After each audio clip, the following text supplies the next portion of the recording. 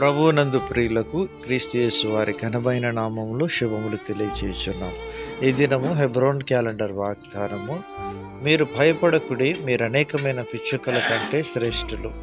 మత్తయి సువార్త 10వ అధ్యాయం 31వ వచనంలో దేవుని వాక్యం ఈ రీతిగా సెలవిస్తుంది. ప్రియమైనటువంటి దేవుని ప్రజలారా, చాలా పర్యాయములు మనం ఎన్నో రకాలైనటువంటి భయాందోళనకు గురై మనకున్న విశ్వాసాన్ని విడిచిపెట్టి చాలా పర్యాయములు విశ్వాసం నుంచి తొలగిపోయి నానా రకాలైనటువంటి పరిస్థితుల గుండా వెళ్ళి ఎంతో ఇబ్బంది పడే వారంగా ఉంటాం. ప్రియమైనటువంటి దేవుని ప్రజలారా, భయపడకూడదు అనే మాట బైబిల్ గ్రంథంలో 300 సార్లు కంటే ఎక్కువ సార్లు వ్రాయబడి ఉన్నదని దైవజనులు చెప్తూ ఉంటున్నారు. ప్రియమైనటువంటి దేవుని ప్రజలారా, దేవుడు మనకొచ్చే భయాలు, కలవరాలు, ఆందోళనన్నిటిని ముందే ఎరిగిన వాడై ఆయన సెలవిస్తున్నాడు, భయపడకుడి, మీరు అనేకమైన పిచ్చుకల కంటే శ్రేష్ఠులు. ప్రియమైనటువంటి దేవుని ప్రజలారా, దావీదు సౌలు చేత భయపడుతూ వచ్చినాడు, అయినప్పటికీ దావీదును దేవుడు కాపాడుతూ వచ్చినాడు. రూతు తన జీవితంలో భవిష్యత్తును గురించి ఎప్పుడు కూడా భయపడలేదు, కానీ మరి అన్ని పరిస్థితులు దేవుని వైపు చూస్తూ తాను ముందడుగు వేస్తూ వచ్చింది, దీవించబడుతూ వచ్చింది. ప్రియమైనటువంటి దేవుని ప్రజలారా, మనము కూడా దేన్ని గురించి భయపడకుండా మనకున్న విశ్వాస వీరులు చూపిన మాదిరిలో మనం వెళ్ళినప్పుడు దేవుడు మనల్ని కూడా దీవించేవాడుగా ఉంటాడు.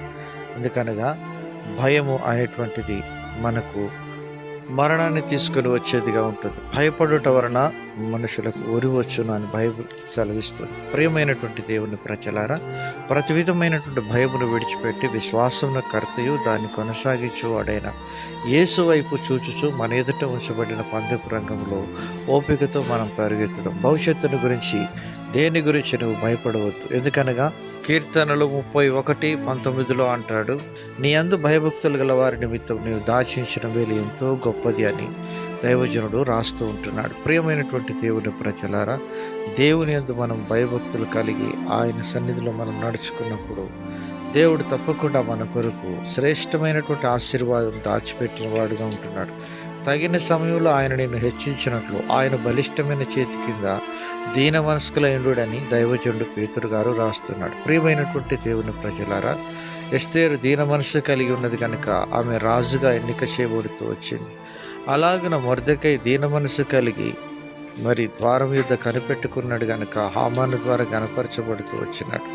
మనకున్న భయాలన్నిటిపై దేవుడు సంపూర్ణ విజయం ఇచ్చే ఒక రోజు వస్తుంది. ఆ రోజు దేవుణ్ణి మనము మహిమపరచుదుము గాక.